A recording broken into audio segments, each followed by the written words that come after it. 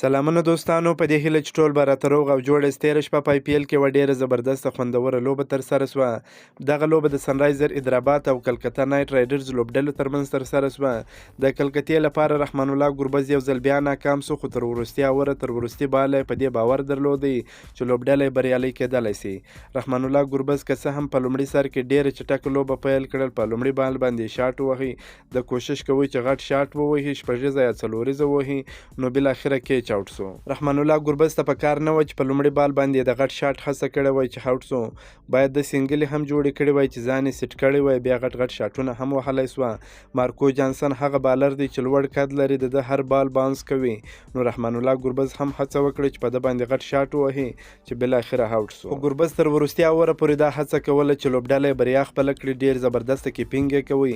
د مارکو جانسن ویکټ یې په داسې حال کې واخیستل که چیرې مارکو جانسن وای آوټ سوی، نو دا لوبه به سنرایزر حیدرآباد لوبډلې ګټلې وای. د مارکو جانسن ویکټ په داسې سخت حالات کې واخیسته، داسې سخت کیچ یې ترلاسه کړ چې بهترینه کیچ د خپلې لوبډلې دپاره ترلاسه کړ او لوبډلې یې هم بریا خپله کړه. رحمان الله ګربز په وروستیو کې د کپتان رول هم ادا کوي، فیلډران یې سره سمول، فیلډینګ یې سموي چې ډېر زبردسته فیلډینګ هم په وروستیو کې ترسره سو. سنرایزر حیدرآباد لوبډلې یو ځل بیا د فضل حق فاروقي سره ډېر زیات ظلم وکړي، په لوبه کې د لوبېدو چانس ورنه کړ.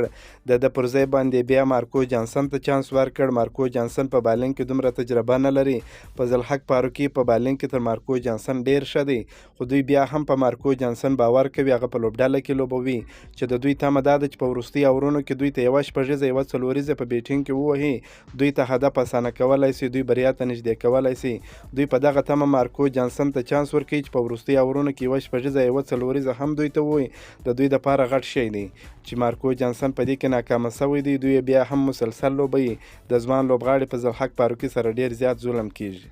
په دغه لوبه کې کلکتې د لوبې پچه وګټل، په خپله د توپخانې پرېکړه وکړه. په ټاکل شوو 60 اورونو کې د 9 لوبغاړو په سوځېدو سره 101 منډې هدف وټاکي.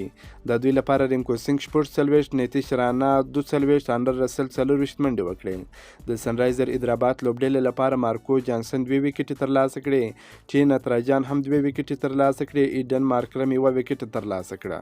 د 101 منډو هدف په تعقیب کې سنرایزر حیدرآباد لوبډلې توپخانه پیل کړل. په ټاکل شوو 60 اورونو کې د اتو لوبغاړو په سوځېدو سره یوازې 116 منډې جوړې کړې، په 15 منډو یې دغه لوبه وبایلل. د دوی لپاره ایډن مارکرم 41، هنریچ کلیسم 14، عبدالصمد 21 منډې جوړې کړې. کلکتې لپاره وایباو هرورا شردل ټکور 2 ویکټې ترلاسه کړې، انډر رسل 1 ویکټ ترلاسه کړه.